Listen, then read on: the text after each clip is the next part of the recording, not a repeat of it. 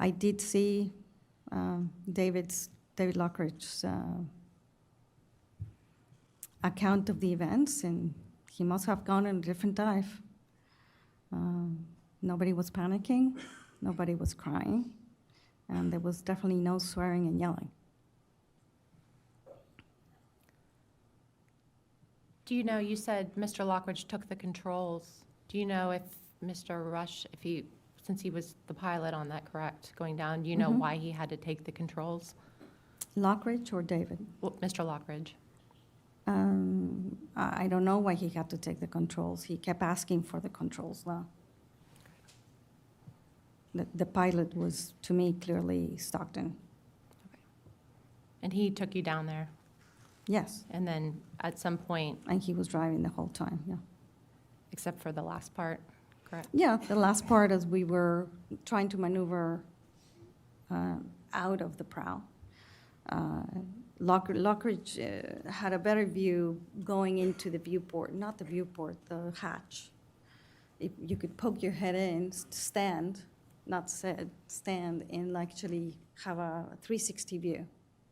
So he was in a better position to kind of maneuver and not touch anything and maneuver out. So he asked for the controller. Stockton gave him the controller, and he drove us out. When we went to do the dive platform was submerged down to its working depth, 12 feet, 15 feet. Took it down so that it's away from the adverse weather conditions. He attempted to take it off. He didn't do it very well. He ended up bending the dive skids on the bottom, the landing skids, which are usually flat, which contained the drop weights. We deployed diver to verify, and anyway, we got the thumbs up.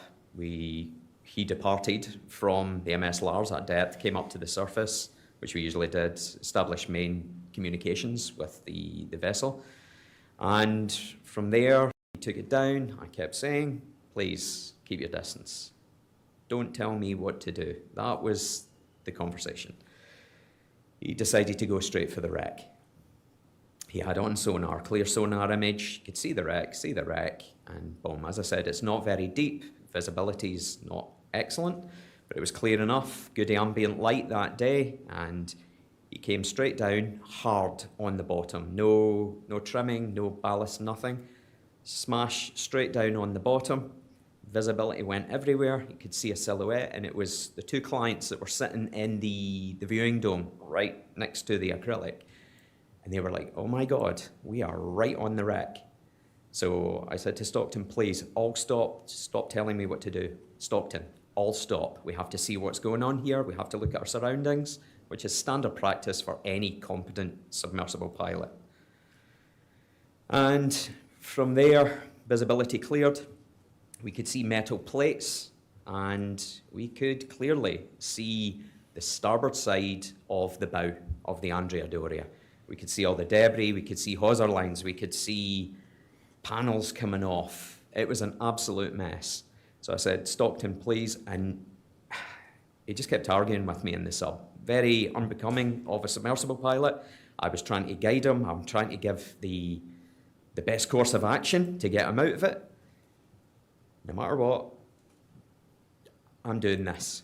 So he blew air in the tank, in the ballast tank, came off the bottom, motored full stick ahead, unbeknownst to everybody else, and I don't know why. He decided to turn the submersible 180 degrees at speed, still coming ahead, so he wasn't looking at his surroundings. He could have quite easily went up into the viewing dome, he could have went up into the tower, because it's got a clear acrylic hatch on there, and he basically drove at full speed into the port side of the bow, and we could hear the cracking of the fairing as he got us jammed in underneath.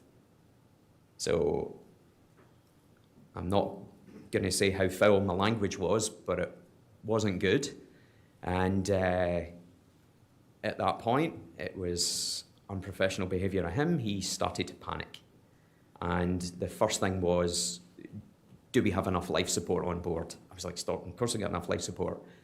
We need to get out here. When do you think the dive team could come to get us out? Stockton, please, give me the controls. I'm going to get us out of this. We're stuck, we're stuck, we're stuck. Repeatedly, every time I went to take the controller from him, he pushed it further and further behind him, inside the submersible itself.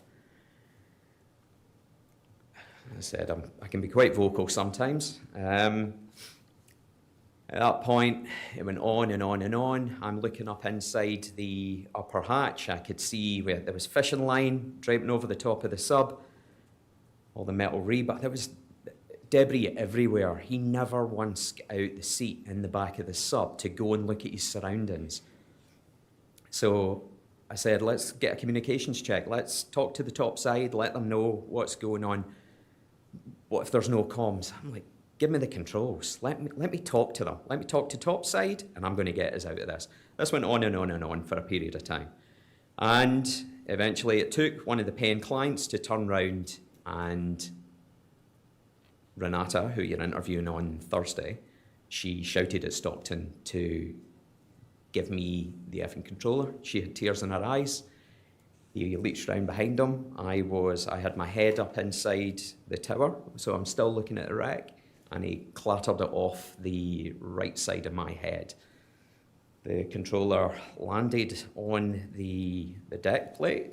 One of the buttons came off, the robust PlayStation controller.